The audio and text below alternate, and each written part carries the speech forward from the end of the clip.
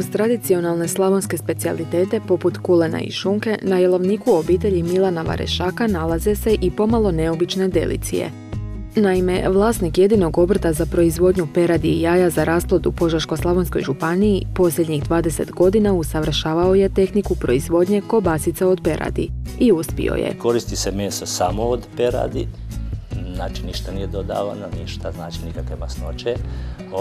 Perad se kolje na klanje u ovlaštene klaonice, meso se pangla, znači izdvaja se meso od kosti.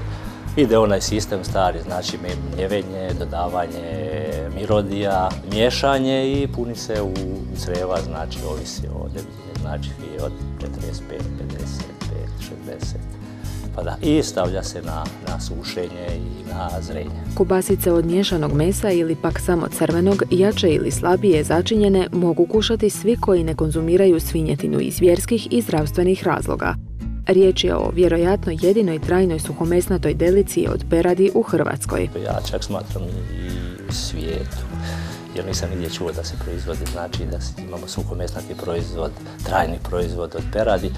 Pa okruženje je oduševljeno, znači u biti svako kad se priča, kad proba, ne može vjerovati da je to meso od peradi. Svi računaju divljač ili ne znam ja šta, imaju asocijacije na svašta, a od peradi ne mogu vjerovati, jer svi imaju nekakvu viziju biti meso od peradi, znači to je nešto svijetlo, bijelo i u konačnici svi ne mogu vjerovati da ništa nije dodavano osim mesa od peradi, znači nikakve masnoće, nikakvih aditiva, nikakve nitritne soli.